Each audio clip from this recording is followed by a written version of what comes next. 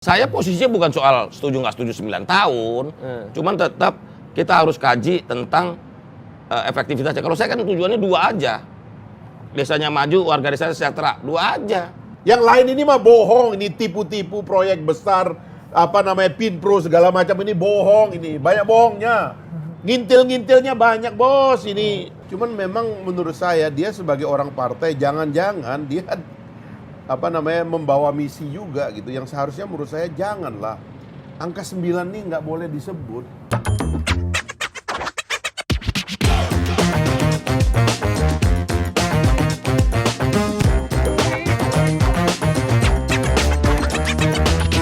Oke, selamat malam. Welcome to Adu Perspektif. Oh, udah mulai nih. Ya, untung Bang Fahri lagi nggak ngomongin bandar-bandar belum sepakat. Iya. Kan? Iya belum. Ketahuan nih yang diomongin Bang Fahri. Oke. Selamat malam ya. Tanya Fahri Hamzah lah. Ini udah mulai. Tanya beliau lah. Udah ya kan, asik kan Bang? Kita mulai nggak pakai nggak datang, nggak dijemput, pulang nggak diantar, mulai nggak dikode ya kan? Ini udah mulai nih. Iya, Acara dan- ini. Kayak jelangkung. Iya Dan ini makanya. kritiknya Bang Fahri, talk show yang hostnya lebih banyak. Nah, ini ada hostnya, ada Budi, ada Ari. Ada Tori. Kami kalau digabung menjadi Budi Budi Ari. Ari. Iya. Ketum Projo. Satu orang. Iya, sudah bersama kita ketemu. Ketum Projo. Top. Iya kan? Iya. Ini sebagai ketum projo atau Oh Mendes? iya salah. Iya, salah. Nanti Kali ini Di sebagai setengah jam pertama Wamendes. ya, Nanti setelah lewat setengah jam Ketum Projo. Projo. Itu kan status melekat Bang, nggak bisa di. Ya, Oh, gitu nanti ya. 15 menit terakhir kita lihat tim ses Nanti siapa. kalau kalau beliau jadi Wamendes tapi tidak ketum Projo di kudeta sama panel baru nanti kan. Bukan. Iya. Anunya jabatannya ketum projo, Wamendes hobi. Iya, mantap. Iya. ini Mas Tori gimana, Mas Tori? Bang Muni ini, Bang Budi Ari, ini agak sentral juga nih malam ini nih, karena Agak atau sentral? sentral, Ah, langsung sentral. Karena Kalau agak isunya, sentral tuh bahasa Rifana tuh. isu politiknya Sentral lagi beralih ke desa, nah, lagi nggak nasional, walaupun di nasional juga kejadiannya. Tuh. Jadi 17 Januari ada demo dari kepala-kepala desa yang bernaung di dalam Papdesi 17 Januari. Ya. Tuntutannya itu, ini kita nyesuaiin tema dulu kan? Iya, pasti. Politik kekuasaan desa yang tuntutannya perpanjangan masa jabatan. Jadi nggak cuma isunya nggak cuma presiden bos, kepala desa juga mau perpanjang masa jabatan bos. Mau juga dong. Ya, ada pro macam-macamnya tuh di desa Pak Torek. Iya pak. Merah kata Pak Kades, merah kata kami katanya. Udah siap tuh. Ada yang begitu ya. pro-pronya. Ada prodes dong. Iya, Ada prodes. Datang itu dengan portofolio kekuatan di bawah, Bos. Elektoralnya berapa nih ya kan? Iya. Nah, Itu demonstrasinya ya. Ini kepala desa. nah ini 17 Januari nih tuntutannya perpanjangan masa jabatan dari 6 tahun jadi 9 tahun. Tahun. Nah 2 hari dari sini ini disambut gegap gempita, partai politik tuh datang. Berlomba-lomba untuk merespon Iya, ya. pimpinan DPR datang lalu partai politik berlomba-lomba untuk merespons. Menteri Desa bahkan menyatakan perlu didukung. Iya. Nah, Belum rapat terlalu komprehensif tapi langsung mendukung. Iya, tapi kalau kata saya nggak tahu Menteri Desa ini nanya Wamendesnya nggak sih? kalau kata Wamendesnya masih perlu dikaji. Ya, dikaji mendalam. Agak beda dong. Nah, ini di sini juga ada cerita Mas Budiman Sujatmiko diwawancara wartawan. Jadi katanya habis bertemu presiden dan menyatakan Di istana diwawancaranya ya. Iya, di sana presiden Mas Budiman yang menyatakan bahwa presiden setuju dengan perpanjangan masa jabatan. Tapi kemarin presiden bilang, Pak Jokowi langsung yang ngomong sesuai undang-undang 6 tahun. Iya. Kalau mau aspirasi silakan. Nah, silakan ke DPR katanya. Jangan ke istana, DPR. Nah, 2 hari kemudian ada jumpa pers. Tadi kan Papdesi. Hari Minggu ada jumpa pers dari Apdesi bersama Persatuan PPDI. Nah, itu nggak menolak ini perpanjangan jabatan 9 tahun tetap oke, tapi meminta Mendes turun. Wamendes naik, oh enggak. Wamendes naik Pak tambah. Torek udah mulai lucu ya sekarang. Jurang Pak Tori ya, ini pinggir Nah, jurang. bener. Ini bukan pesanan Wamendes ya, kalimat tadi tuh sama sekali bukan pesanan Wamendes. Jadi permintaannya minta Murni karena mulai udah lucu aja. Jokowi copot Mendes. Iya. alasannya ya katanya menyudutkan segala macam. Dan hari ini ada PPDI demo juga ke DPR. Tuntutannya nggak begitu clear juga tuntutannya. Ya, pokoknya ada masalah, ada masa PPDI lah. Ada Pak Abdesi, ada masa Abdesi, ada aksi, PPDI juga ada aksi. Nah ini menarik nih. Jadi kalau partai politik di DPR menyambut hangat. Kalau kata Pak Mendes perlu dukung, kata Pak Mendes perlu dikaji lagi. Tapi ini apa hubungannya Bang Muni dengan Abdesi ini dulu? Itu diklarifikasi dulu deh. Ada nggak? Begini, kita sebagai wakil menteri desa ini kan berhubungan dengan semua yang berhubungan dengan desa loh. Bukan cuma Pak Abdesi, PPDI, Persatuan Badan Musyawarah Desa. Desa ini banyak organisasi bagus ini. Setelah reformasi ini, rakyat Indonesia ini sadar tentang perlunya berorganisasi. Bagus. Di satu sisi bagus, ini kemajuan. Dulu kan organisasi dibungkam. Jadi ini arus baliknya dari zaman Orde Baru ke era keterbukaan ini kan, jadi semuanya menggeliat nih organisasi. Sehingga di desa banyak sekali organisasi desa, termasuk kepala desa aja ada Abdesi, ada Pak Abdesi. Tadi yang demonstrasi PPDI, Persatuan Perangkat Desa Indonesia. Kalau isunya adalah soal supaya perangkat desa ini jadi ASN, status harus jelas lah. Nah, itu bukan ranahnya Kemendes, itu ranahnya Dagri, Departemen Dalam Negeri. Karena apa? Departemen Dalam Negeri punya Kementerian Dalam Negeri ini punya Direktorat Jenderal Pemerintahan Desa. Ya. Sebagai gitu. pembina desa. Sebagai pembina pemerintahan di desa dan segala perangkatnya gitu loh. Nah ini Soal tuntutannya nih gimana? Soal Tuntutan yang perpanjangan jabatan. bukan. Kita juga pertimbangan begini, kajiannya kan begini. Pilkades itu lukanya dalam. Jadi kalau 6 tahun itu belum sembuh. Beda sama di nasional, di provinsi. Beda. Bukan. Lama amat. Tingkat rekonsiliasinya bisa cepat. Gitu. Oh iya betul. Nah di desa ini begitu pilkades, luka dalam. Ya karena tetanggaan ya. Ya kan? Iya. Luka dalam mungkin 3 tahun, 4 tahun jadi Harus fisioterapi. Kayak lagu dangdut. Nah, karena itulah perlu waktu agak lebih lama untuk melakukan itu dasarnya. Sehingga udah periodisasi masa jabatan Kades jangan 6 tahun tapi 9 tahun aja. Gitu loh. Jadi sekali milih 9 tahun. Kenapa 9 emang nggak 10 gitu? Nah, sebenarnya gini, kajian kita udah 9 tahun, terus Kajian Kementerian Desa sendiri udah sampai 9 tahun. ada naskah akademiknya. Kenapa harus 9 tahun dan 2 periode gitu loh. Walaupun banyak kepala desa kayak Abdesi dan Pak Abdesi minta 9 kali 3 27 tahun. Iya, 3 periode. Pak Abdesi juga minta kalau perlu tidak ada periodisasinya. Nah, ini yang saya mau sosialisasikan ke teman-teman kepala desa. Harapan saya nih, kalau kita pikir-pikir soal bangsa dan negara ini, kalau sebaiknya itu kepala desa itu bukan tujuan akhir pengabdian. Kalau you mau 27 tahun, mau seumur hidup jadi kades, saya bilang ini nggak berkembang.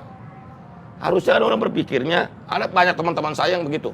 Contohnya wakil Bupati Malang sekarang Mas Didi itu, dia dari kades, jadi ketua DPRD dari PDI ini partainya. Sekarang jadi wakil bupati. Jadi kades jangan mikir lama dong. Jadi kayak meningkat lah karirnya. Kayak mobilitasnya vertikal harusnya ya. gitu loh. Ya, karir mau dibawa kemana nih? Harusnya ada pertanyaan itu kalau 27 tahun. Kalau 27 tahun Jadi kades doang. Katakanlah umur 40 tahun kepilih jadi kades, masuk sampai umur 67 jadi kades. Iya kan? Menurut saya untuk kepentingan bangsa ini bagusnya regenerasi ini kalau orang mau jadi kades kan memimpin dari akar rumput tuh. Ya. Tapi jangan lama-lama. Kalau bisa dia mimpi jadi DPRD, kabupaten. Nah, kenapa mau udah jadiin 9 tahun ya, Bang? Enggak, periodisasi satu jabatannya. Sekali Satu pilih periode. itunya. Sekarang kan bisa 3 periode ya Bang ya? 6 kali 3 ya? Oh, kalau ini 9 tahun sekali aja. Enggak, 2 kali. 2 kali. Tetap 18 tahun. Dimampatkan ya, tapi Begitu. waktunya lebih panjang. Waktunya, durasinya lebih panjang gitu loh. Nah, itulah kalau ada yang ingin kades itu lama-lama, justru saya balik bertanya, motifnya apa lama-lama jadi kades? Mendukung Ya. motifnya apa? Bukan ya, karena memang kajiannya memang harus dipanjangin. Kajiannya hasil kajian. Kajiannya harus dipanjangin periode 1 sekali habis pilihan dan berakhirnya itu dipanjangin gitu loh. Cuman termnya dikurangin. Oke. Tapi juga ada yang ngusulin 9 kali 3, 27 tahun. Justru saya bilang, enggak lah, Kades ini jangan jadi bahan pengabdian terakhir. Saya juga menghimbau kepada Kades-Kades gitu loh. Karena juga banyak teman-teman yang saya temuin Kades-Kades muda di banyak daerah, umur 30 tahun, baru mimpinya harus panjang. Jangan lama-lama jadi Kades, yuk cepet majuin desa, mimpi. Kalau perlu jadi bupati, dan saya yakin banyak kok mantan bupati, sekarang yang bupati maupun mantan bupati yang sebelumnya jadi Kades. Gubernur Riau, bekas camat. Gitu loh. Banyak kepemimpinan-kepemimpinan itu yang berproses dari bawah. Nah, contohnya seperti Pak Jokowi, dari wali kota, gubernur, presiden. Merah kata Jokowi. Merah kata Projo. Jadi Projo. Padahal sekali-sekalinya gua diskusi sama Bang Muni ngomongin desa nih. Nah, gimana? 2 kali pernah dulu, waktu itu sama Tapi Rocky. itu dulu apa namanya Bang Budi Ari ini ngomong juga kan bahwa jangan jadikan kepala desa ini komoditas politik. Bukan isu 9 tahun ini jangan komoditas politik. Oh, isunya. Emang ada yang berusaha menjadikan Gini komoditas loh, politik, gini. Bang? Saya selalu kasih 2 titik sentralnya. Kita bicara tentang pemerintahan desa dengan 2 constraint. 1 untuk memajukan desa, yang kedua meningkatkan kesejahteraan warga desa. Dua-duanya itu caranya kita pikirin. Termasuk instrumen tentang periodisasi jabatan Kades kita bicarakan. Yang penting 2 itu maju, desanya maju, warganya sejahtera, warga desa sejahtera. Nanti baru kita bicara yang lain. Jadi revisi undang-undang desa ini bukan cuma soal periodisasi. Banyak instrumen-instrumen lain yang harus kita dudukan sehingga ruang desa untuk maju ini menjadi lebih terbuka. Seperti itu. Karena kita yakin kok Indonesia kalau mau maju mesti desanya maju. Itu. Oke. Tapi ini nggak tahu juga ya. Ini kita belum bicara konteks dulu ya. Apa substansinya? Ini bicara momentum. Ini kan tiba-tiba aja, Bang. Awal tahun nggak ada cuaca, nggak ada angin, nggak ada hujan, cuaca kayaknya bersahabat aja. Tiba-tiba ada gerakan yang besar dengan tuntutan yang juga kalau signifikan. 9 tahun itu kita diskusi itu udah lama. Soal 9 tahun dengan Abdesi, dengan Pak Abdesi, dengan beberapa teman-teman itu semua udah lama. Cuma hebohnya baru sekarang aja. Dan kita karena kalau konsisten jabatan kepala desa kan nggak seksi. Ya, tapi awalnya. kan ini kan begitu ada demo baru seksi kan. Nah, ini bisa ada kan orang gitu. Ini kan dibahas berarti sudah 9 tahun. Terus kenapa ada demo? Emang ada penolakan kah? Ada Ya gini loh. Soal periodisasi masa jabatan ini kan juga sensitif nih. Sensitifnya begini. Kades 9 tahun kali 2 misalnya atau kali 3 periode. Persoalannya pertanyaan besar kita satu, warga desanya setuju enggak? Masyarakat setuju enggak? Nah, soal periodisasi jabatan Kades ini kan kita harus kembali kepada hukum dasar demokrasi kita. Kekuasaannya tangan rakyat dong. Ya. Bolak-balik bagaimana kalau warga nggak setuju gimana warga desa? Oke. Kan baliknya stakeholder utamanya kan tetap warga desa dong. Dia setuju nggak? Lah sudah ada kajiannya itu, setuju apa enggak? Itu kan itu perlu pendalaman lagi karena nggak merata gini loh. Desa di Indonesia yang jumlahnya 74.961 desa ini karakteristiknya beragam. Hafal, Bang. Hafal. Beragam karakteristiknya. Nggak ada komanya itu, Bang ya? Di Sumatera Barat namanya Wali Nagari. Di Sulawesi Utara namanya Hukum Tua. Di Ya. Di Papua namanya Kampung. Dari nama aja udah mewarnai. Di Cirebon namanya Kuwu. Ya, udah maksudnya gini, udah mewarnai bagaimana itu kearifan lokal masing-masing desa. Nah, jadi kalau bicara soal karakteristik desa ini, kan kita nggak bisa mengeneralisir dengan sederhana gitu loh. Karena dinamika masing-masing daerah beda-beda. Begitu loh. Oke. Apalagi term pemilihan kepala desanya juga beragam. Jadi kita begitu tarik, pertanyaan saya sama satu waktu diskusi. Saya cuma tanya, due date-nya mulai kapan? Kan ini problematika tersendiri nih, waktunya mulai kapan? Karena ada kepala desa yang baru setahun kepilih, ada yang 2 tahun, ada yang 3 periode, ada yang 2 periode. Itu kan kasusnya beda-beda nih. Iya.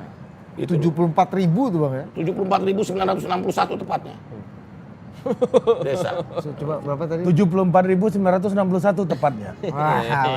Udah cocok gua Udah Mandunggaling lo ya. Udah Cocok. Jubir Pak Mendes. Cocok ya rasa. Iya cocok apain Oh kan? gitu. Nah, Oke Bang, tapi kemarin tiba-tiba Mas Budiman Sujatmiko juga diundang ya berbarengan dengan demonstrasi ini, kemudian keluar memberikan pernyataan pers bahwa Presiden setuju. Agak sama pernyataannya dengan Menteri Desa. Nah, itu aja. Enggak gini, saya posisinya bukan soal setuju nggak setuju 9 tahun, cuman tetap kita harus kaji tentang efektivitasnya. Kalau saya kan tujuannya dua aja, desanya maju, warga desanya sejahtera, dua aja. Ibaratnya mau kucingnya apapun yang penting nangkep tikus kan. Jadi pero isu soal 9 tahun, 6 tahun itu bagian dari instrumen menurut saya. Oke. Yang penting ultimate goal-nya adalah desanya maju, warganya sejahtera. Presiden setuju nggak Bang? Ya masih perlu ini, karena nggak sederhana. Misalnya begini loh, undang-undang pilkada serentak itu berapa tahun dibikin, tanya Pak Bung Fahri? Kan mesti menyamakan dulu 517 ini, oke waktunya, ininya, pas pilkada oke ya, jadi cuma sampai 2020 sampai 2014 ya, 4 tahun. Ada yang kepotong. Ada yang kepotong gitu loh. Ya. Untuk bupati gubernur aja perlu waktu yang cukup panjang. Karena ini soal due date, maksudnya startnya mulai kapan? Yang nggak nyampe 76.961. Yang tadi, jumlah Bang. yang lokusnya 516 517 kabupaten kota. Iya. Ini Desa berapa? 74.961. lokusnya pasti beragam. Jadi apal kita jumlah desa di Indonesia ini. Karena asumsi kita 72.000 doang ya. Berarti masih lama ini. Bukan perlu waktu. Saya nggak Perlu bilang waktu. kita alirannya bukan aliran lama, perlu waktu. Nah, Perlu waktu. mengomentari Mas Budiman yang tiba-tiba on behalf mengatasnamakan presiden ini gimana Bang? Ya saya nggak tahu apa inti kalimatnya, ya, tapi yang pasti Inti kalimatnya ini Bang di Pak judul. Presiden ya kan dijelaskan, Pak ini problematikanya di desa ini, pilkades ini lukanya dalam, sehingga rekonsiliasinya perlu waktu lebih lama, sehingga 6 tahun kurang gitu, sehingga kalau periodenya terlalu cepat 6 tahun ini nggak bisa bangun desa gitu loh. Keguyupan di desanya hilang, udah tambahin aja di 9 tahun. Itu basis argumentasi kenapa periodisasinya 9 tahun gitu loh. Oke. Bang Fahri, nah, kita ke Bang Fahri nih. Lihatnya Bang Fahri ini agak concern untuk isu ini merespon gerakan ini baik secara substansi ataupun secara politis. Terutama untuk akan mempengaruhi program Gelora Desa ini kan. Suara Ya. Tapi memang pertama-tama kita berkepentingan orang seperti Bung Muni memperkuat penjuru bicaraan desa ini karena kementeriannya baru, institusi desa ini juga baru diakui lah. Ya. Undang-undang pertama tentang pemerintahan daerah lahir tahun 48. Tapi itu desa belum secara spesifik. Pernah ada undang-undang tentang atau peraturan tentang desa praja tahun 56 kalau tidak salah. Nah, lalu kemudian lama kita memperjuangkan agar desa itu punya institusi khusus gitu yang meregulasi secara khusus. Baru tahun 2013 itu 14 undang-undangnya. Undang-undangnya 2014 tapi ketok palunya 2013. Nah, baru 2014 jadi Undang-Undang nomor 6 tahun 2014. Itu lahirlah Undang-Undang Desa yang kemudian melengkapkan cara kerja dari Kementerian Desa ini. Sebab cikal bakal Kementerian Desa itu dulu sudah ada di zaman Kabinet Gotong Royong dulu zaman Ibu Mega. Nah jadi sebenarnya ya ini yang pertama-tama menurut saya sih setelah semuanya ada perlu ada juru bicara yang baik ya. Karena desa itu jauh sekali gitu. Pengakuan kita tentang desa ini lama sekali dan dengan mentalitas lama itu kadang-kadang kita seperti mau meragukan gitu. Saya sendiri bersyukur karena lahir di desa, menjadi orang desa dan cukup lama di desa itu. Jadi sampai SMP saya baru masuk kota, SMA baru masuk kota. Hutan ini Bang ya. Hutan itu desa, desanya nama desa Jorok. Jorok itu artinya sudut, bukan kotor ya. Iya. Dulu waktu melamar istri terus Lahir di mana? melapor ke mertua nama desa saya Desa Jorok. Agak ini mereka ini bisa-bisa. Jangan-jangan memang jorok banget nih orang. Tapi itu kampung betul gitu. Jadi saya bersyukur pernah menjadi orang kampung desa dan benar-benar desa. Saya mengerti logika dari pemerintahan unit yang paling kecil begitu. Nah, ini perlu kehadirannya itu perlu dirayakan gitu. Jadi karena itulah yang pertama-tama sebenarnya orang seperti Mas Muni merayakan gitu ya kehadiran ini gitu, celebrating the birth of desa ini gitu, villages ini gitu. Nah baru kemudian kita mencoba mencari frame dari modernisasi desa. Saya tuh kadang-kadang mikir juga ya, apa sih tujuan kita bernegara ini kalau struktur itu menghambat kemajuan gitu. Kan itu yang sebenarnya agak meragukan saya dalam hidup ini ya, kalau kita lihat kok ini strukturnya menghambat sih gitu ya. Kita tuh mau cepat kok jadi ada hierarki gitu. Hierarki ini kok jahat betul gitu kadang-kadang gitu. Itu tidak membuat kita itu cepat naik ke atas gitu.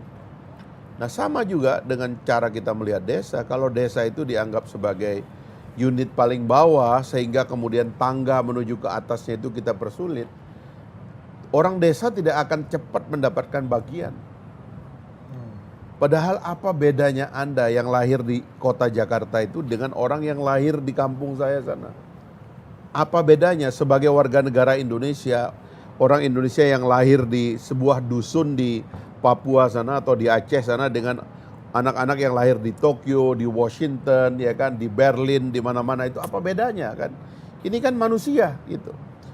Kenapa kita harus melalui satu struktur yang membuat kita itu ada kesulitan untuk menjadi yang maju, yang menjadi yang hebat, menjadi yang kuat, menjadi yang berdaya gitu. Dan saya kira pandangan seperti ini kadang-kadang juga membuat saya berpikir, kenapa sih desa mesti dibatas-batasi gitu, ya kan? Uang yang masuk ke desa mesti dibatas-batasi. Apa betul itu karena jumlah uangnya sedikit? Jangan-jangan karena kita nggak percaya gitu, ya kan? Seperti yang kita dengar sekarang banyak sekali ini. Mungkin Bung Muni itu juga sebagian dari, menurut saya, penjuru bicara Anda. Anda mesti marah itu dengan kementerian-kementerian itu. Masa masuk desa pakai struktur kementerian? Sehingga kementerian sosial itu ngebagi proyek, itu harus struktur mereka yang turun dan kepala desanya tuh bengong ngelihat. Sambil salah hitung gitu loh. Karena yang sudah mati dianggap masih hidup, yang sudah kaya dianggap masih miskin. Itu mereka lihat begitu. Itu karena ketidakpercayaan struktur negara itu. Sampai-sampai mereka itu turun tangan sampai ke desa gitu. Padahal struktur desanya lagi kita perkuat. Nah karena itulah menurut saya ya tidak ada batas bagi desa. Kita sudah menolak negara federal karena kita takut. Ya, padahal sebenarnya dalam filosofinya setelah konstitusi RIS yang ditandatangani secara resmi oleh para pemimpin Indonesia pada waktu itu, ya Bung Hatta yang mewakili kita, mewakili Bung Karno, sebenarnya ada keyakinan kita bahwa Indonesia ini terlalu besar kalau terjadi sentralisasi. Karena itulah kita mau menganut federasi, tapi oke lah, itu kita tolak dan bahkan sebagiannya itu berakhir tidak baik lah, dianggap pengkhianat dan sebagainya. Oke lah, sekarang negara kesatuan, tapi please dong otonomi. 98 waktu kita merumuskan langkah-langkah Angkatan 98, Bung Muni, kita mencantumkan otonomi daerah yang seluas-luasnya, jangan lupa itu. Kita cantumkan kata seluas-luasnya. Jadi mesti melihat desa itu sebagai unit yang independen. Dia bisa lebih kuat dari negara. Income per kapita desa bisa lebih kuat dari negara. Pembangunan desa itu lebih hebat dari ibu kota. Nggak apa-apa, itu kenapa sih? Biarin aja gitu loh. Nah, karena itu lihatlah desa itu sebagai satu unit yang mau kita lengkapkan gitu loh. Demokrasinya lengkap. Organisasi desanya lengkap, sistem pemerintahannya lengkap. Gajinya juga dikasih baik dong. Masa gaji kepala desa 2 juta? Gila apa gitu. Sementara lurah di DKI ini gajinya 27 juta, 30 juta. Tidak dipilih oleh rakyat. Saya punya teman, tadi saya cerita juga itu. Mantap. Namanya Abdul Wahab, itu teman saya, itu teman satu bangku. Waktu saya jadi pejabat, dia nggak jadi kepala desa, nggak pernah tuh minta uang sama saya. Tapi begitu dia menjadi pejabat, ya kan? Dan saya sekarang sudah nggak jadi pejabat gitu. Dia sering ngeluh. Bos, ini bagaimana? Lu gimana sih? Dulu lu nggak jadi pejabat, saya jadi pejabat. Lu nggak pernah minta duit, nggak pernah ngeluh soal duit. Sekarang banyak tamu, bos. Ini yang namanya the dilemma of elected official itu. Jadi orang itu kalau terpilih, dia tuh punya tim sukses, dia tuh punya pemilih, dia punya banyak tamu. Rumah tuh nggak boleh kosong dengan kopi, nggak boleh kosong dengan gula dan teh, nggak boleh gitu. Terus gajinya kalau 2 juta sebulan, kan malu dia menerima tamu. Sementara mereka nggak boleh ganggu dana-dana lain. Nah, karena itu kalau kita mau memperbaiki desa, dari tahap pertama tadi demokrasi desa, lalu organisasi desa. Di organisasi desa itu kita betul-betul menjadikan pengelolaan desa itu maksimal. Uangnya harus besar. Maka yang kita pikirkan itu bukan aparatnya, yang pertama kita pikirkan rakyat desa. Karena kita mau dalam waktu cepat. Kenapa enggak orang desa itu lebih cepat maju dari orang Jakarta? Kenapa sih? Orang sudah ada digital teknologi, digital ekonomi dan sebagainya. Biarin aja orang desa itu lebih hebat dari kita yang di kota. Kenapa sih? Biarin aja. Karena itu uangnya juga harus dilengkapin gitu loh. Nah, maka saya menantang kan. Yang pertama yang harus dipikirkan itu adalah pemaksaan terhadap APBN dan APBD agar dana desa dinaikkan. Berani nggak itu kita naikkan 3 kali lipat dana desa yang sekarang? Atau paling tidak dana desa harus minimal 10% APBN itu masuk dana desa. Misalnya, untuk rakyat. Menurut saya uang yang paling accountable, yang paling tepat sasaran adalah uang yang kita salurkan langsung ke desa. Yang lain ini mah bohong, ini tipu-tipu proyek besar, Pinpro segala macam ini bohong, ini banyak bohongnya.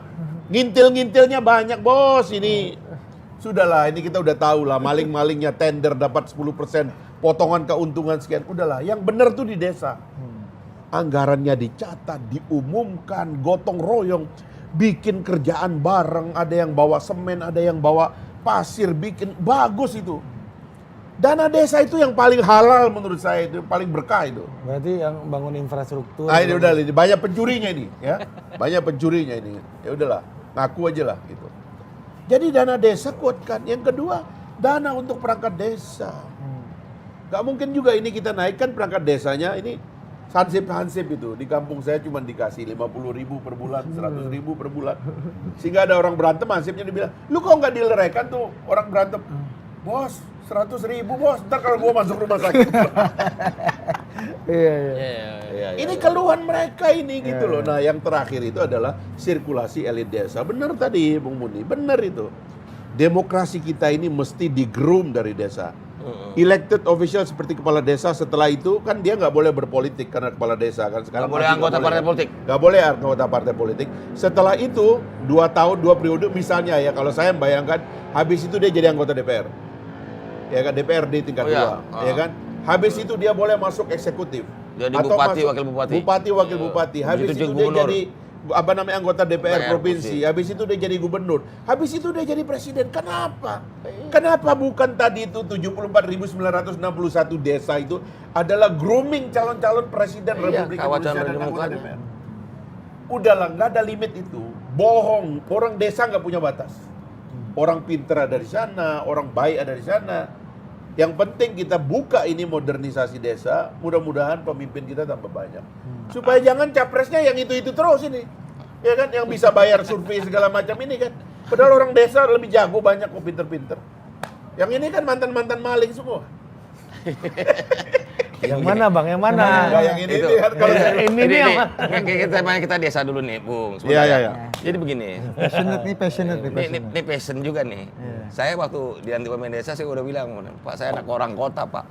Saya lahir di Jakarta, TK, SD, SMP, SMA di Jakarta, kuliah di UI. Jadi Jakarta juga. Jadi saya ini nggak ngerti desa. Udah kamu bisa, katanya. Begitu ngerasain jadi wamen desa, oke juga ya. Ternyata jatuh cinta kita sama kehidupan desa, betul. Karena apa? Kita ngelihat bahwa nilai gotong royong itu sangat tinggi di desa. Nah, kalau kita bandingkan dengan banyak negara, posisi desa kota kita ini masih 5248 secara penduduk ya, demografi ini. Nah, di Cina itu udah mau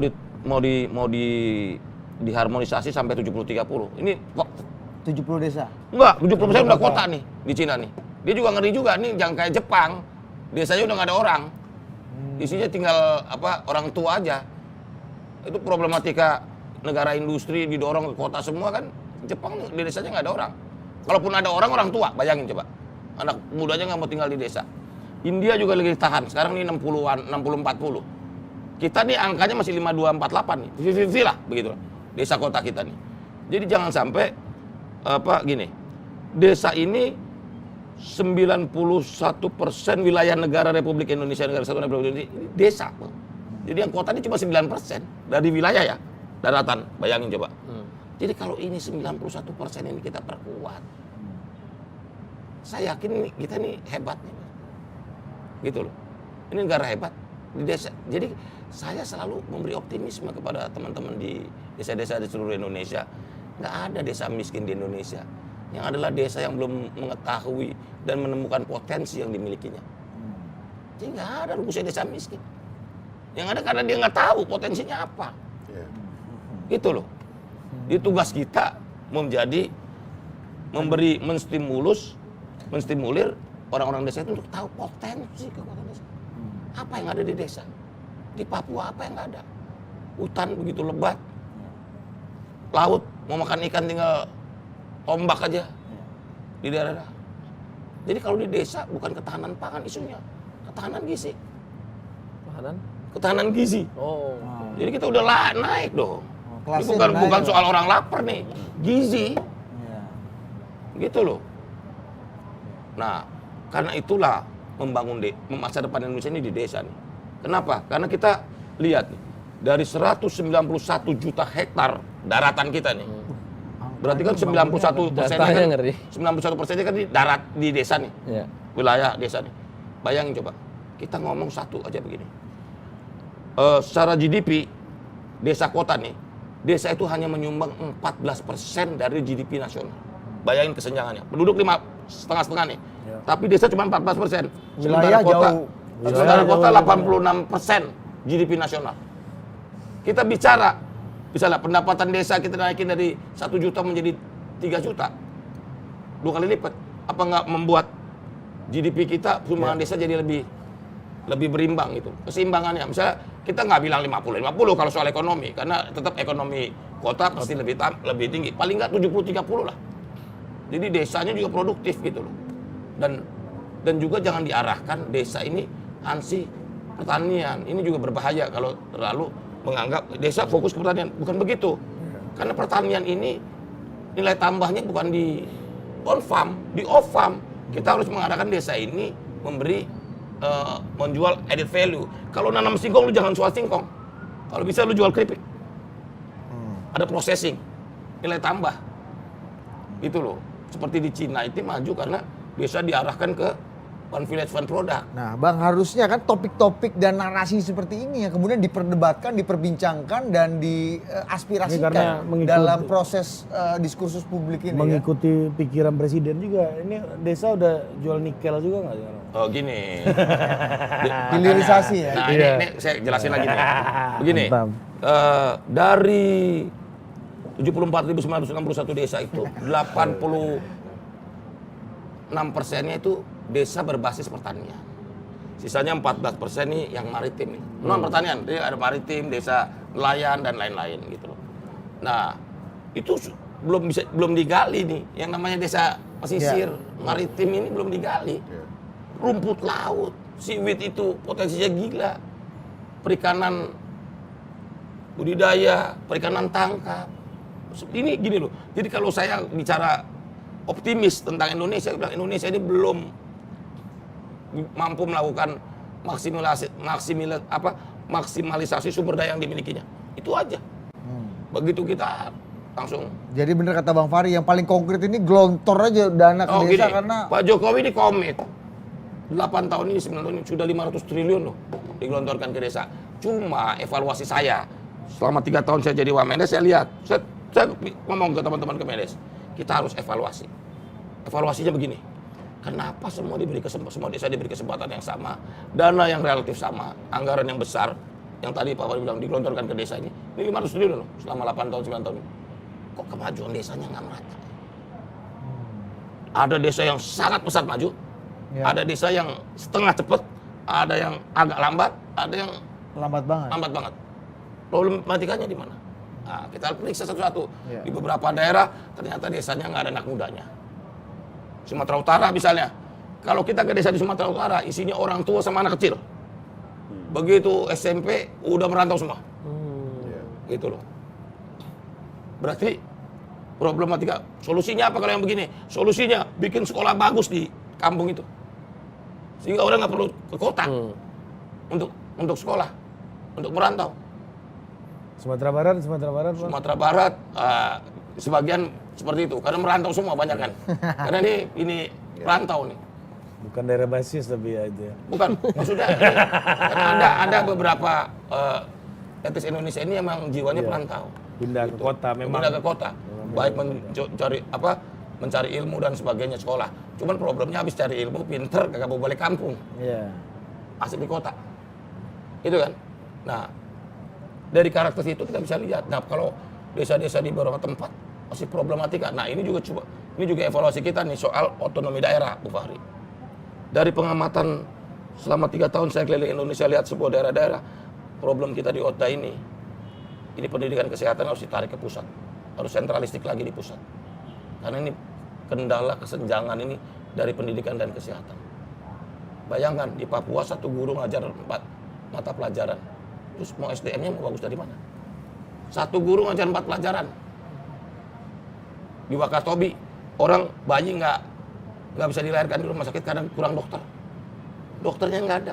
Ini Otta nih. Otta seorang dokter sama guru ditanganin bupati nih.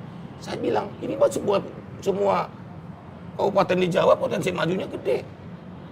Jawa Tengah, Jawa Timur, Jogja. Gurunya hebat-hebat, dokternya hebat-hebat.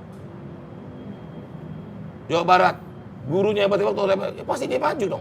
Cuma kemajuan ini nggak merata. Ini akan menimbulkan kesenjangan baru buat Indonesia. Berarti otonomi daerah nggak seluas-luasnya? Begini, bukan dalam arti begini. Ini kan soal distribusi guru nih. Contoh banyak faktor nih. Misalnya dokter kandungan di Indonesia itu 6.000. 60%-nya di Jawa. 6.000 berapa bang? 6.000 pas. Misalnya ada 6.353, misalnya gitu ada. Jumlah dokter kandungan 6.000. 60%-nya di Jawa. 60% yang di Jawa itu, 60% di Jakarta. Bayangin coba, itu dokter kandungan. Jadi betul-betul SDM kita ini nggak merata. Kalau kita ngomong rasio guru, murid, belum dokter dan penduduk, nggak merata. Di daerah-daerah Indonesia Timur bisa satu dokter 5.000 orang, 10.000 orang. Sementara di Jakarta, satu dokter 400, 200. Ini kota yang begini.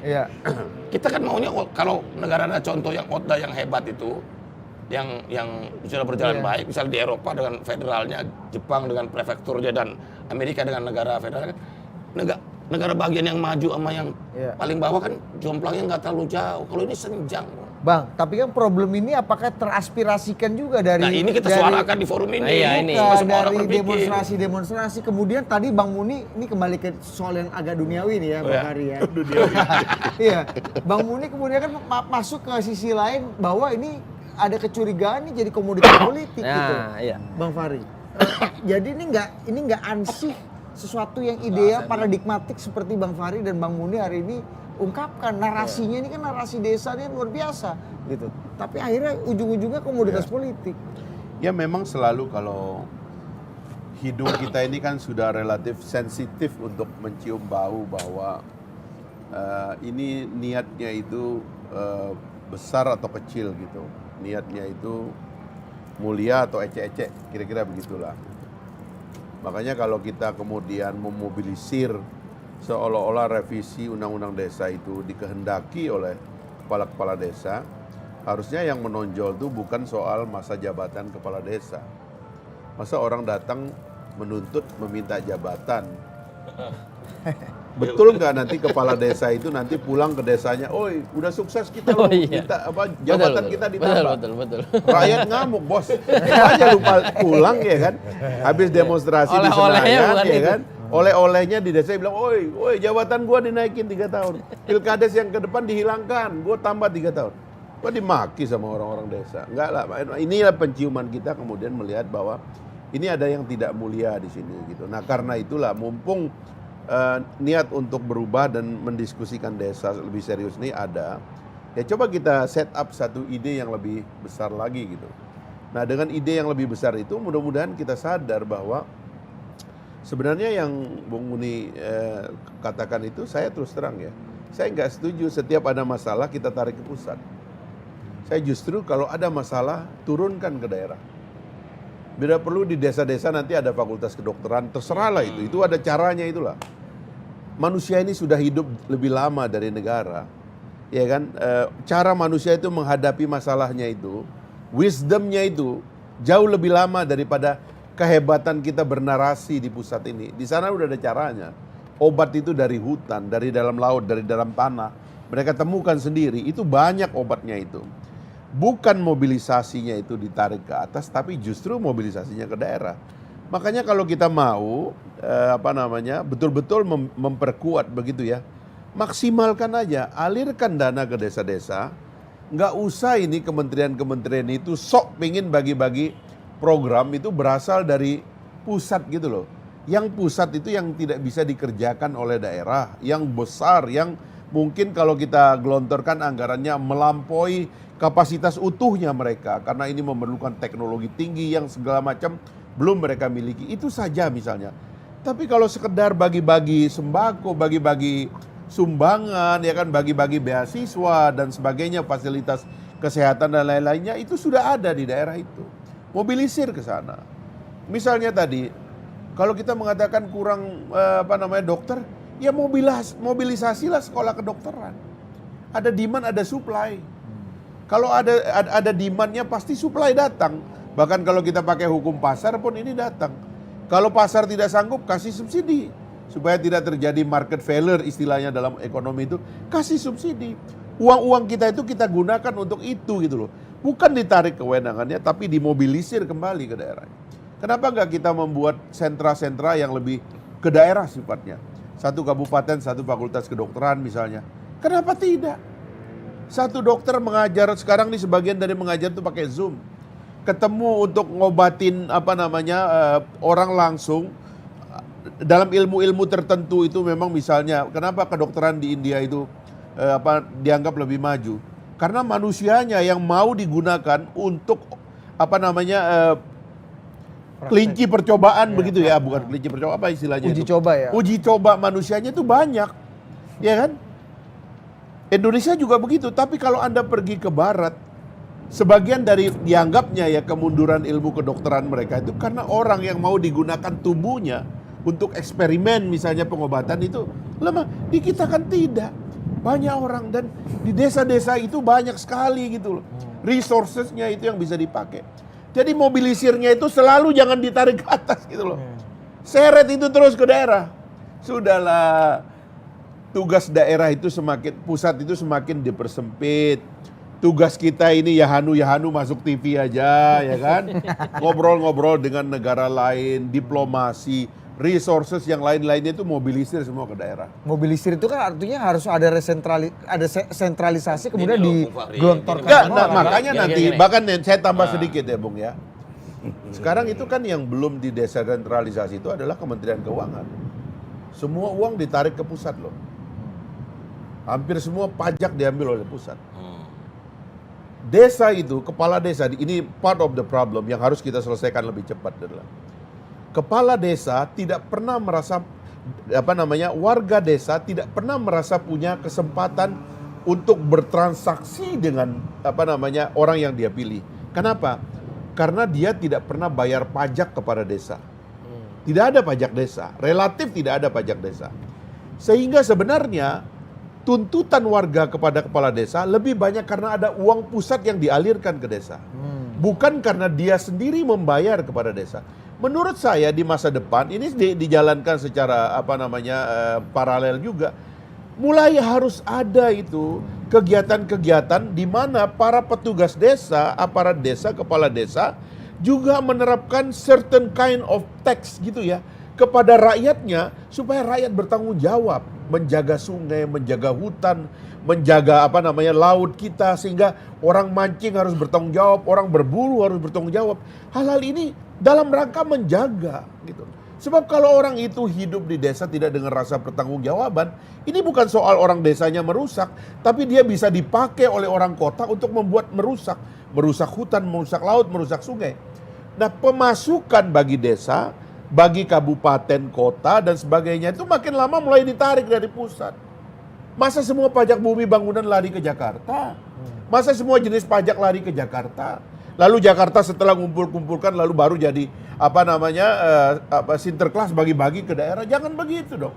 Harus ini mulai dialihkan dari sekarang gitu. Nah, perspektif jangka panjang kita nggak bisa. Pemasukan juga harus berasal dari desa. Jangan pemasukan semua ditarik ke pusat, terus orang Jakarta sok merasa seolah-olah uang punya dia, lalu dia bagi-bagi ke daerah. Nggak begitu, itu uang tuh dari sana juga. Kalian ambil aja segini semua. Daerah-daerah tambang yang terancam miskin, daerah-daerah tambang yang alamnya rusak. Kenapa? Karena korporasi besar disuruh pergi ke sana, ngeruk kekayaan mereka, dibawa ke Jakarta, terus rusak dan hancurnya mereka yang ngurus. Uangnya di sini semua. Begitu nanti mau dibalikan ke sana, pemerintah pusat bilang, oh kamu dapat bagian sekian, itu jatahmu sekian. Ini kan jelek sebenarnya. Kita tahu Indonesia beragam. Ada daerah kaya, ada daerah miskin dan sebagainya. Tapi jangan lupa, kalau Anda memberikan kewenangan lebih besar kepada orang untuk mengelola wilayahnya, termasuk untuk mendapatkan sebagian dari pendapatan yang harus didapatkan dari daerah, mereka mampu kok. Asal jangan tarik semua ke Jakarta. Saya kira itu Pak masa depan kita Pak. Jangan lagi ditarik ke pusat. Bukan. Di desa itu bos ada penjahat, tapi paling banyak penjahat tuh di kota-kota ini. Bukan. Gitu loh. Persoalannya begini loh, ini kan model pembangunannya, ya. Kenapa? Karakteristiknya gini nih, di Jawa ini desa-desa rata-rata luasnya cuma 100 sampai 300 hektar, penduduknya 6.000 sampai 12.000. Sementara ekstrim di Papua, luasnya 15.000 hektar, satu desa, penduduknya cuma 200 orang. Di Kalimantan begitu. Ini kan perlu ada mobilisasi resources dalam pengertian semuanya. Bukan cuma orang, mau bikin dokter, mau bikin sekolah, kalau nggak ada orangnya gimana? Nah ini kan mesti kebijakan nasional ini. Mesti nasional, bagaimana pembangunan ini juga lebih merata gitu loh. Dalam aspek kewilayahan ya. Karena kita lihat jomplang sekali, masa di Pulau Jawa ini 55% penduduk. Dari 273 juta orang di Indonesia. Sementara Papua, Sulawesi, Kalimantan, dan lain-lain. Jomplang sekali, apalagi desa. Ada satu desa 30.000 hektar luasnya, bayangin coba. Penduduknya cuma 200 orang. Begitu kita lihat ke desa, ya isinya orang. Isinya hutan semua kanan kiri. Sementara di Jawa, apalagi di Bekasi, desa Pekarsari, Kabupaten Bekasi, itu penduduknya 85.000. Saya bilang ini udah ngalahin satu kabupaten nih, di luar Pulau Jawa. Begitu loh. Jadi yang maksud saya mesti ada kekuatan nasional ini justru tugasnya mendistribusikan itu semua. Kalau langsung ditarik kewenangan ini, siapa yang mau narik? Daya tariknya apa? Mereka datang ke desa untuk mengelola sumber daya dan kemampuan potensi yang dimilikinya. Nggak ada orangnya, gitu loh. Nah, persoalannya adalah bahwa inilah pembangunan kita ini kan harus menyeluruh dalam pengertian memang karena Indonesia ini penyebaran penduduknya tidak merata dari segi aspek kewilayahan, potensi yang dimilikinya dan berbagai sumber daya yang lain. Karena itulah perlu komando dari pusat untuk melakukan jadi bukan resentralisasi, tapi resentralisasi untuk dimobilisasi ke daerah secara adil dan merata. Sekarang dan begini, desainnya betul gitu. Sekarang begini, kalau misalnya Papua satu pulau yang luasnya 32 juta hektar, sementara luas Pulau Jawa ini cuma 11 juta hektar, 3 kalinya. Penduduknya coba, di Jawa di 136 juta, di sana cuma 5 juta. Luas 3 kali. Kurang malah. Luasnya 3 kali, Papua itu 32 juta hektar, kita di Jawa 11 juta hektar. Tapi penduduknya sini 135 juta, di sana cuma 5 juta. Ya. Isinya cuma hutan aja kan. Dan ini kan maksud saya gini loh, ini kan harus ada upaya nasional untuk melakukan mobilisasi pemerataan dan distribusi pembangunan. Kalau enggak, terjadi ketimpangan wilayah dalam jangka panjang kita berdosa loh pada generasi kita. Oh yang maju cuma Pulau Jawa dan sekitarnya aja. Yang lain enggak, itu soalnya. Begitu Bung Fahri. Gitu. Jadi soal SDM, ya betul. Kita pada akhirnya membangun sekolah kedokteran misalnya. Cuman dokternya dari mana? Dosennya dari mana? Nah, itulah pentingnya engineering dari pusat. Saya mau lihat diri saya aja lah. Kira-kira 40 tahun yang lalu, saya itu masih telanjang dan mandi di sungai, di Sumbawa itu. Mandi di air hujan, mandi di sungai. Kadang-kadang kita pergi ke laut cari ikan atau masuk ke hutan cari buah-buahan. SMP itu saya masih telanjang. Gitu. Dan semua orang telanjang karena listrik masuk ke desa saya tahun 84. Saya lahir tahun 71. Listrik itu baru masuk tahun 84. Belum ada listrik. Ada TV 1 di rumah Pak Dokter. Gitu.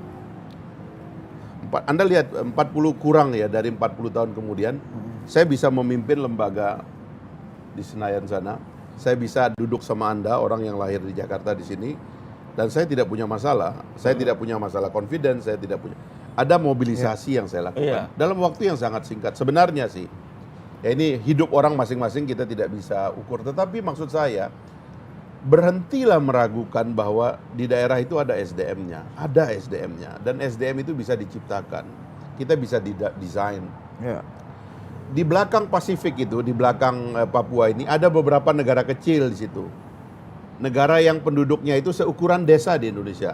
Ya. Ada Togo, Ada Nauru, Togo, Tuvalu, negara itu daerah-daerah yang penduduknya itu cuma itu namanya Forum Pasifik Selatan. Ya, Forum Pasifik itu. Negara-negara kecil tapi dipimpin oleh presiden. Dan di negara-negara kecil itu yang dipimpin oleh presiden itu sama besarnya dengan desa di Indonesia. Artinya sebenarnya satu desa, mindset kepala desanya itu bisa jadi seperti presiden. Nah. Mindset aparatur desanya itu bisa seperti menteri, nggak ada masalah itu. Itu soal skala saja. Kebetulan kita punya tanah yang besar, ya kan, penduduk kita yang begitu terpencar begitu. Tapi mentalitas memimpin itu segera suntikkan ke daerah-daerah. Suntikkan agar kepala desa ini merasa seperti presiden, sehingga dia menciptakan sekolah untuk melahirkan dokter-dokter di desa itu bisa cepat dilakukan. Nggak ada salahnya itu, apa masalahnya? Masa kita batasi orang desa harus merasa bahwa dia itu terbelakang, tangganya masih jauh, saya ke Jakarta masih susah. Apa ini abad 21 yang begitu-begitu udah nggak ada gitu loh. Nah menurut saya jiwa kita sekarang ini adalah membebaskan desa, memberikan kemerdekaan dan kekuatan kepada desa, kabupaten kota dan seterusnya ya, provinsi, terutama kabupaten kota menurut saya itu basis dari otonomi kita yang paling kuat supaya mereka menyelesaikan itu ya. Kalau ada yang Anda tadi, saya mengerti apa yang dimaksud Bung Muni, ada beberapa desa kabupaten kota yang diurus secara main-main.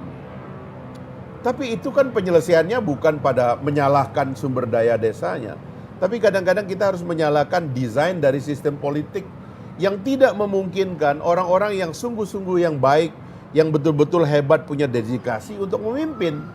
Ini perlu reformasi sistem politik, ini perlu reformasi partai politik, ini perlu reformasi kelembagaan politik, kerjaan lain ini gitu loh. Nah. Tapi jangan sekali-kali merasa bahwa mereka itu kurang mampu, tidak punya sumber daya, menurut saya itu udah lewat masanya. Yang penting adalah itikat kita bagi itu semua ke daerah. Gak usah ditarik. Kalau bisa ada yang diselesaikan, ditarik, pemasukannya itu di desa-desa, di daerah-daerah, berikan kepada mereka. Itu masa depan Tapi kita. kan pelan-pelan Bang, ini 500T udah 8 tahun, is not bad lah ya. Udah It's not perkembangan. bad. Iya, Dan hebatnya Pak Jokowi ya, saya mau progresivitas. katakan hebatnya Pak Jokowi ya. Ini kebijakan Pak SBY. Karena undang-undang lahir di ujung masa Pak SBY. Saya menduga bahwa Pak Jokowi akan membuat mandek ini dana desa. Ditambah ternyata oleh Pak Jokowi. Artinya Pak Jokowi sendiri punya keyakinan sebagai orang mungkin berasal dari Dari desa desa. di Solo. Punya keyakinan Boyolali, bahwa Boyolali. satu-satunya cara kita mempercepat perkembangan pertumbuhan Indonesia adalah udah desa aja. Itu udah di mindsetnya Pak Jokowi. Nah tinggal ini kita teruskan gitu loh. Saya menantang supaya itu 3 kali lipat, minimal 10% dari APBN, alirkan aja ke desa. Potong itu yang lain-lain itu, karena itu nggak penting. Yang penting itu di sana kok rakyatnya. Namanya desa, kelurahan. Yang Dan nggak penting apa yang aja nggak Bang? penting misalnya Sebut, apa? Bang. Pokoknya, pokoknya ini yang gede-gede inilah ya. Maksud saya itu, Duniawi. sebab gini ya, kalau Anda bicara tentang desa itu jangan bicara Papua, jangan bicara Kalimantan. Bekasi ini, Anda pergi ke Bekasi ini, bos. Ini berantakan ini, daerah ini. Depok, kampung Anda itu. Ya kan? Ini berantakan. Ini kampung Ini dia. Depok. tempat Tapi dia. kan warganya memberikan ucapan terima kasih wali kota. Nggak berantakan dong. Yang ada babi ngepet itu Bang. Enggak, maksud saya begini Iya, Bung iya, Ori. Betul bahwa komitmen tadi penting. Aduh, Dewi. Memang jadi membangun Indonesia ini dengan komitmen membangun desa. Karena membangun desa itu dengan sendirinya itu membangun barisan fundamental Indonesia nih. Jadi kebijakan anggaran udah mulai Ya. Dengan 500 triliun Meskipun tadi ada kata Anda udah 50-50. Bukan, 50% orang yang ada di kota tidak akan bisa menikmati gelontoran 10% tadi. Bukan itu maksudnya. Jadi gini loh, komposisi penduduk ini 50% gitu loh. Cuman memang di desa ini sudah digelontorkan. Yang saya lihat kok majunya nggak sama, yang melesat juga banyak. Dan mohon maaf dengan segala hormat, beberapa desa di beberapa provinsi yang cepat sekali. Provinsi mana yang desanya paling paten? Jawa Tengah, Jogja. SDM-nya hebat. Desanya langsung cepet. Jakarta. Mana? Jakarta nggak ada desa. Bu, Pulau Seribu ya nggak masuk itu, masuknya kelurahan. Mana bang? Mana yang paling paten? Jogja, Jawa Tengah, Bali. Desanya hebat. Bali, coba ke Bali. Ya. Desanya kuat sekali. Pangaribuan. Oh, desanya hebat. Ada kawan kita jadi penasehat kades di sana, Bang. Di sana ya kan. Kawan kita sering kesini juga. Berapa provinsi? Di Riau juga hebat. Presiden tadi menceritakan soal stunting. Soal stunting, dia ke Kampar di Provinsi Riau, Kabupaten Kampar. Presiden cerita, kok angka stuntingnya bisa turun drastis dari 37%, tahun sebelumnya jadi 37%. Apa rumusnya Pak Bupati? Ditanya apa? Ini Sumedang ya? Bukan, di Kampar, Riau. Kabupaten Kampar. Jadi Kabupaten Kampar itu ternyata digotong royongkan ke perusahaan-perusahaan Sawit. korporasi. Iya. Ayo, anak-anak ini dibantu nih. Jadi jadi gotong royong ini maknanya dalam. Jangan hanya urusan pemerintah, swasta juga gitu loh. Tanggung jawab sosial gitu. Nah, kembali ke soal daerah, ini soal distribusi penduduk nih. Problem kita kan juga ada problematika soal kependudukan. Masa daerah luas orang yang nggak ada, daerah penduduknya banyak. Berarti apa yang diomongin Bang Muni untuk menarik resource ke pusat ini mungkin untuk melakukan yang tertinggal mungkin relevan. Bukan tertinggal, nggak ada orangnya. Misalnya, itulah Ya kenapa mungkin karena Bang kategorin tadi ada yang kurang cepat, kenapa yang agak kurang urusan cepat transmigrasi diurus sama pusat untuk misalnya- pendistribusian yang adil misalnya ini tadi kan. dari kita bisa lihat dari semua desa yang sangat cepat, yang dahsyat. Nah, Kementerian Keuangan menurut saya bagus dalam formulasi dana desa sekarang. Aspeknya bukan afirmatif lagi, tapi kinerja. Dulu itunya lebih banyak penilaiannya di afirmatif. Jadi desa semakin miskin, semakin susah, semakin gede bantuannya. Sekarang dibalik. Desa semakin cepat maju, tambahannya makin gede. Money follow program ya. Jadi di Jawa Timur tuh dulu desa orang-orang Jawa Timur ada istilahnya sumaker, bahasa Jawa Timuran, namanya Sugi Macakere, kayak pura-pura miskin. Jadi begitu datar mana penduduk yang miskin gede, supaya bansosnya banyak. Jadi semua pura-pura miskin. Nah, sekarang dengan kebijakan Pak Presiden lewat Bu Menteri Keuangan, jadi desa yang cepatnya maju bonusnya tambah. Jadi saya tanya kemarin lo berapa? 900. Desa kita maju Pak, tingkat kelasnya dari desa berkembang menjadi desa maju. Ditambahin jadi 1 miliar. Jadi tambahin 1 juta. Kalau desa di Jawa Tengah itu termasuk yang Sumatera. Oh enggak. Jawa Tengah udah maju. Ini Jawa Timur. Itu Jawa Timur. Yang Sumatera itu istilah Jawa Ini Timur. Projo atau Kemendes ya? Udah mulai Nah, karena udah mulai friksi duniawi ya. Pak Tori, kita masuk ke duniawi nih Pak Tori. Tapi luar biasa loh tadi. Kita gua senang kagum juga sama ya. Penjelasannya Bang Muni soal datanya, lebih penguasaan datanya. 74.000. 461 desa. Gua pernah sama konsepnya Bang Fahri. Wah itu enak banget. dikoreksi gua sama Bang Muni soal DPT Jawa Barat. Gua kalau soal angka nggak pernah gua bercanda. Gua presisi gua. Tapi ada satu yang angkanya bulat bos, berapa 3.000 apa 6.000? 6.000 dokter anak. Dokter kandungan, dokter 6.000 kandungan. berapa Bang? Enggak, 6.000 pas. aja pas. Enak banget ada kurang. Itu karena dokter kandungan, lo Iya. harus bulat deh. Bukan, itu kan Bang. dari hasil Depkes. Tanya Depkes berapa? Bang, tapi gini Bang, ini kan lagi-lagi nih, ini jelang pemilu, ya kan? Ya. Tentu saja kan kita bicara netralitas TNI Polri, nah, kita bicara netralitas ASN gitu ya. Nah ini satu yang kita agak luput nih dalam pembicaraan kecurigaan ini. Ini kepala desa nih gimana nih? Untuk tadi Bang Muni udah mencurigai ada komoditas politik. Ari menerjemahkan dengan bahasa yang lebih mantap. Merah kata kepala desa, merah kata rakyat. Nah, Apalagi disambut gegap gempita oleh DPR. iya. Oh dia mau ditemuin. Woi, pokoknya Jadi sepertinya happy sekali. Ada disambutnya. bahasanya gini Bang, ini jelang ini pork barrel policy-nya udah bisa langsung digelontorkan. apalagi waktu itu ada video viral. Ini belum terkonfirmasi juga ya, tapi kan dibahas Udah diskusikan. diteliti sama Om Roy Suryo belum? Video. 66% katanya. Ada video viral.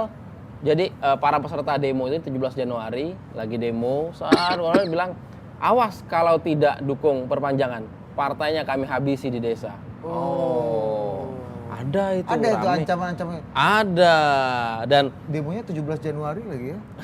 Lagunya Gigi. 11. mau narik ke sana. Nah, dan ini terus disambut gegap gempita oleh partai. Ini ada kecurigaan bahwa ini memang terkait sama pemilu 2024. Nah, Bang Fahri. Kalau Bang dulu. Fahri ngelihatnya gimana, Bang? Gelora menuju desa nih nggak? Gelora desa. Ya saya Gelora. kira itu anu sajalah, apa namanya, Gimik. kita bisa melihatnya sebagai satu yang serius bahwa teman-teman itu dimobilisir untuk mendukung undang-undang ini dengan syarat apa namanya, kepala desanya dikasih kompensasi gitu. Itu apa namanya, kita anggap serius lah ya. Sebab itu sebenarnya agak berbau tipuan juga, sebab sekali lagi kalau mereka pulang ke desa, saya mendapat banyak sekali WA dari penduduk desa, pengurus BPD, perangkat desa, dan teman-teman aktivis penggiat di desa yang mengatakan bahwa itu nggak benar, itu merusak substansi dari tuntutan kita. Karena yang kita tuntut itu sebenarnya kemandirian desa yang lebih besar, pelembagaan desa yang lebih baik, dan tentunya dana desa yang lebih banyak untuk juga pengelolaan desa yang lebih mandiri dan profesional. Soal 9 tahun justru kalau uangnya ditambah ya masa jabatannya justru harus dibatasi. Tapi kan karena elit-elit politik ini mungkin mau menjadikan kepala desa ini sebagai operator menjelang pemilu, mungkin mereka diikat di situ. Ya, mohon maaf ini 9 partai itu mau bagi mau bagi 9 suara lah kira-kira begitu. Nah itu kan jelek kalau itu terjadi. Menurut saya mudah-mudahan itu tidak benar ya, sehingga sebenarnya niat baik kita untuk memperbaiki undang-undang desa dan memperbaiki pengelolaan desa ke depan justru kita harus perkuat begitu loh. Jadi itunya yang kita perkuat. Jangan lagi kita berbicara soal masa jabatan. Udahlah anggap aja final yang sekarang. Bahkan kalau menurut saya kalau misalnya angka 10% APBN menjadi dana desa disepakati, menurut saya kepala desa harus kembali kepada sama dengan jabatan presiden, jabatan gubernur, wali kota, bupati, itu harus turun menjadi 5. Dengan periodisasi seperti itu, maka dana desa nanti lebih nyantol ke APBN, APBD gitu. Lebih profesional kita melihatnya karena ini sequence dari umur kekuasaan politik menurut teori kita bernegara ini, karena angka 5 itu memang dirumuskan oleh founding fathers. Jadi kita ikut itu aja gitu loh. Nah, kalau ini yang sangat duniawi, kalau Mas Budiman kemudian kemarin setelah bertemu presiden, on behalf of presiden mengatakan presiden setuju dengan ide ini, Bang Fahri ngeliatnya gimana? Enggak, saya kira Budiman sebenarnya ya ini sama dengan kalau kita lihat Bung Muni, kan dia nggak kemudian jadi tertarik dengan angka 9 itu, dia pikirannya ada yang besar gitu loh. Cuman memang menurut saya dia sebagai orang partai jangan-jangan dia membawa misi juga gitu, yang seharusnya menurut saya janganlah angka 9 ini nggak boleh disebut. Sudahlah 6 itu menurut saya udah lebih. Bahkan kalau menurut saya sepakati 10% APBN untuk dana desa dan pengelolaan anggaran desa untuk perangkat desa, malah menurut saya masa jabatannya harus ikut kepada presiden, kepada APBN, APBD. Menurut saya itu yang benar gitu loh.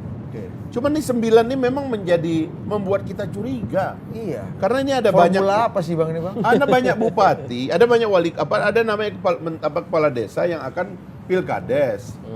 Nah karena dia nggak pilkades, kamu langsung saya kasih tambahan 3 tahun, tapi kamu jadi tim sukses. Lah kan itu yang jadi kita curiga, janganlah ya kan. Siapa yang paling berhak dan paling berpeluang untuk melakukan hengki-pengki transaksi ini Bang? Masalahnya kan mereka yang duduk di Senayan kan, yang mereka merasa punya punya jasa langsung gitu loh. Makanya saya bilang udahlah, rakyat nggak terima ini, janganlah bertransaksi dengan kepala desa. Kasihan mereka, uangnya sedikit, masa jabatannya ditambah, nanti dia ngintil-ngintil lagi karena uangnya nggak banyak. Mendingan uangnya kita tambah, masa jabatannya kita kurangi, gagah dia. Saya lebih percaya kepala desa itu lebih setuju kalau dana desanya dinaikkan meskipun jabatan mereka dikurangi masanya. Menurut saya akan lebih fair. Kalau mereka bisa ngelola dana yang begitu besar, dia terpilih lagi kok oleh rakyat. Dan kata Bung Muni tadi, masa dia pengen jadi kepala desa terus? Gila apa? dia harus mobilisir dirinya dong.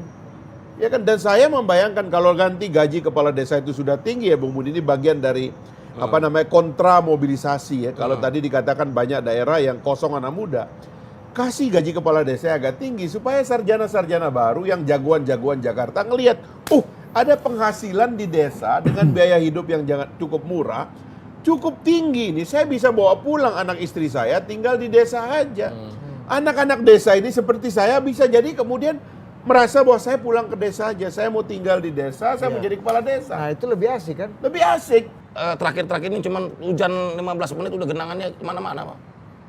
Sekarang gini, dalam 5 tahun terakhir soal genangan air banjir kan lebih parah. Saya sendiri kalau saya misalnya tiba-tiba ada dalam satu posisi, saya harus menjadi pemimpin di ibu kota negara, misalnya, saya pasti adalah orangnya presiden. Nah barulah jepitan terakhir itu yang saya bilang itu, jepitan terpenting adalah jepitannya Bohir. Gitu.